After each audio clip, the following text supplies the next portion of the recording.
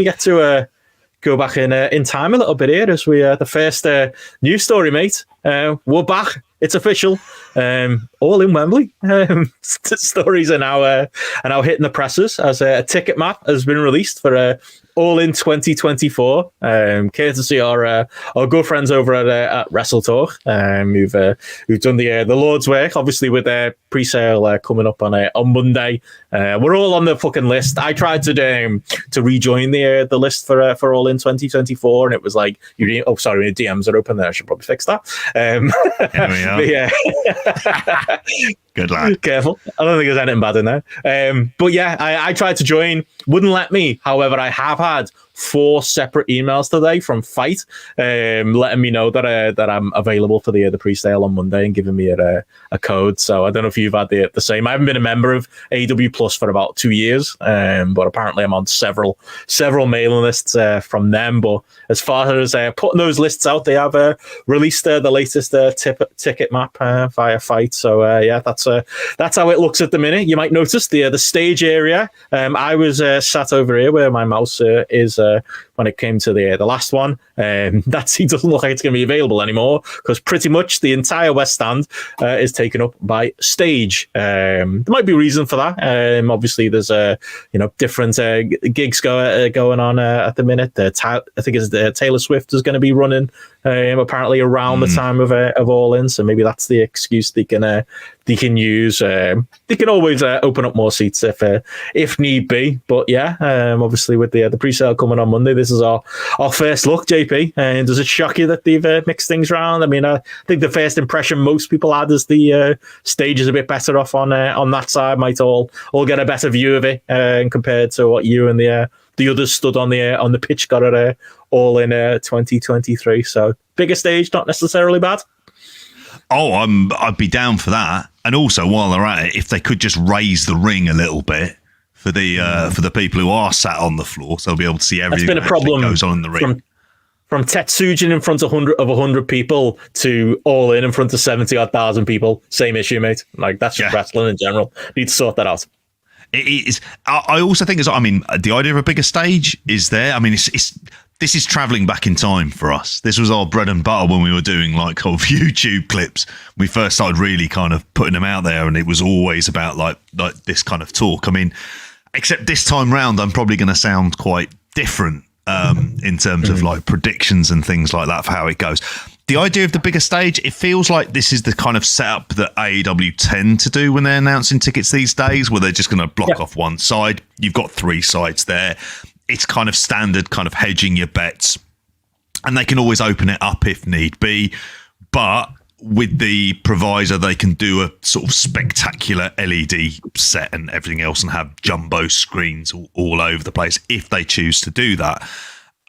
I think it's one of the things that perhaps they're not expecting it to be some gangbusters day one pre-sale, and neither am I, if I'm honest, for this.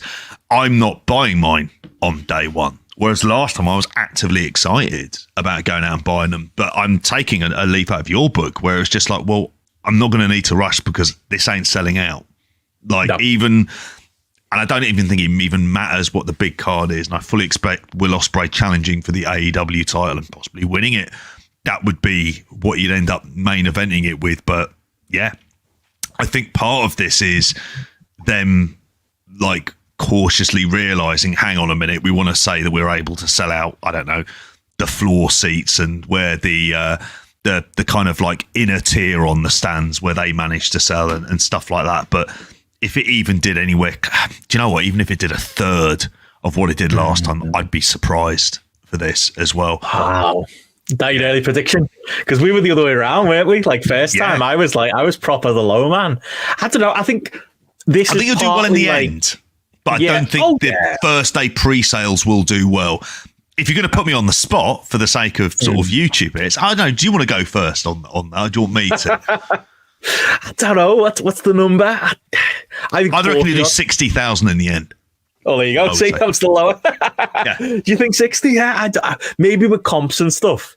but maybe high 40s, maybe not as low as 40, but I think high 40s. That would be my guess, because I'm just like, look at like the trends right now. Like, look at the fact Steph's in Chicago. She went to Dynamite on Wednesday, and it was like they're doing somersaults because they sold 5,000 tickets because they did a lot of walk up and they sold a lot of last minute tickets. That wasn't a good news story. Like, they were doing double and triple that. Like, at one point, I was listening to Rich Craig talk about it. Like, it's like night and day. I mean, I know WWE are in town, and I know there's competition, but like, that's shocking. Chicago was guaranteed, like, especially on these Thanksgiving weekends. And it maybe shows you, with the amount of walk up at the last minute, like, that shows you that, like, I think they sold 2,000 at one point, and then they ended up like 3,000 odd in the last like 2-3 weeks or so. People know that the tickets are going to go down. Like, there's going to be discounts. There's going to be 2-for-1s. There's I think Dynamite next week, or not even Dynamite. No, it's the next pay-per-view, World's End. Like, there's a Black Friday deal on right now, and if you're able to go to World's End, look into it, because basically it's a tenner a ticket. Like, you can get 4 tickets for $40 right now for that. Like, they're having to run these promos, but people are getting onto it. And that's what happened with that Chicago Dynamite. Yeah. People are buying last minute because they're like, well, why would I pay out over the odds? Because they're going to bring the tickets down anyway. And I think most people are going to be thinking that about All In next year. I thought that anyway. Like, that's just how I'm wired. Like, I'm always like, well, maybe I could wait 10 minutes before bell and I'll get a $3 ticket, like, or £3 ticket. I wish I'd done that this year, because that's literally how low it went. It probably won't go that low, because I don't think it's going to be cause and effect. There's going to be less people buying ahead of time. Therefore, there's going to be less people desperately trying to get rid of tickets in the secondary market at last minute. But is it going to sell out? No. And do I need to rush? Absolutely not. And I think we've all had that experience, haven't we, JP, of being in Wembley, and it was fucking awesome. Once in a lifetime kind of feeling. Like, it was great. We had an amazing day. We're all glad we were there, all glad it happened. We got to see Sting, all of the other reasons why it was an amazing day out. But we had our day out. Like, I feel like as British fans, you need to sell it to us now. And all of those things we said last time, JP, are going to come on for the roost. All those fucking idiot American pundits who were like, the card doesn't matter. They've already sold the tickets. Second year, mate, as you've been saying that entire time. Well, now you got an uphill battle. It's not a disaster. I'm sure they'll still sell in the tens of thousands, 40,000, maybe up to like 60,000, as you're saying. But they're going to have to sell it to people now. They're probably going to have to announce matches in advance. They're probably going to have to do some fucking boots on the ground type stuff to get to those numbers. I think that's I think they're going to have to, like I said. Yes, you have 9 months to do the videos. Carl is right to put Get ready for these folks. If you get pissed off with them already, going, they're onto it already. Yes, they fucking are. And are they stopping? No, not likely. Let's go. The reason I say 60,000, and a lot of what you said there is very much the case. Maybe it's just me that there was kind of like this slight feeling of people going to it, and it was like, okay, I've done the big AEW experience. Do I need to go and do it again next year? Given the cost of going over to London on what will be a bank holiday weekend, so you're paying like a kind of, a higher price for hotels, everything else, all of the potential grief and travel that we could be getting at that point in time, depending if there's strikes. There probably is. It's Britain. And it's Britain in 2023. So you've got all of those kind of issues. I think what's interesting about it is their approach to it in terms of announcing the pre-sale, going really heavy on it, heavy on this more heavier for this than they are on the World's End or anything else, any other pay-per-views they've got coming up. Because I think there's the idea of, this is our big show. And it's like, stadium, and he decided that wasn't like as big a deal for what they were going to go for. And I think like the problem is you get, like I said, you only get one chance to make a first impression. And sometimes when it came to the build for this, they were lazy. They decided to prioritize a whole lot of other stuff that didn't need to be prioritizing. The scheduling and the planning of having another pay-per-view the week afterwards, which I think they're still going to be doing again anyway, that turned out to be like somewhat of a busted flush. And, you look at the numbers that they did for it in terms of the pay-per-view buys and everything else. It was, and we came away saying like, it wasn't like they delivered the greatest wrestling card in history, which I had kind of thought, and it's going to be, like a hell of a, an effort for them to do. But like for this one, I'm expecting the card to be pretty incredible. And I think there'll be things I'll learn from it. I just don't think they're going to get the same amount of people back. Because they're going to look at it and go, no, not really. And is AEW kind of hot? It's not the first time in Europe again. No. You know, you're going to have those kind of issues into the mix. There's a good chance as well that they'll be over in Europe and certainly over in the UK before then as well.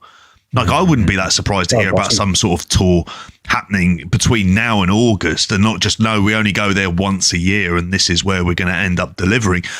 Plus, as well, at the same time, you've got the Berlin show that's going to be into the mix for WWE. That will do something for those people from continental Europe in terms of the flyovers as well. You know, there'll be valuable lessons they could have learned from the last time, but I don't know. Like, there was stuff that they should have done first time round that it wasn't like they were warned and they didn't do it. And so I'm expecting this pre-sale, we're not going to hear, you know, if I'm wrong, I'm wrong, and I'm more than happy to admit it. But I could see this being like a bit of a damp squib when it comes to. I think it's going to be. It's going to be less, and if people are worried about us doing a lot of YouTube videos, there's going to be less. Oh, they've hit this number. Oh, they've hit that number. It's going to be a slow burn, and to their credit, I think what you've got to say is I think that would happen regardless. No matter, even if the first show was fucking, you know, WrestleMania 17, if it was the greatest fucking pay-per-view AEW ever did, there was always going to be some, you know, it's not the first time anymore. You know, maybe people aren't as excited second time out. So how do you combat that? You do put tickets on sale early. You do try and do an early pre-sale, which is what they're doing. So they're doing some right things. They've been a little bit slower getting the info out there, like getting this seat map today. We still don't know prices. We should know them. You know, and they have to earn people's money. Maybe they know that. Maybe that's why we're starting early. So I'd give them that little bit of credit. But yeah, I guess we'll see, JP. And yeah, but plenty of content for us. So it's a win either way. Oh yeah, I was going to say, in terms of for us content creators, this is still fucking manna from heaven. So yeah, start the moaning early. Here we go. Oh, all right with that.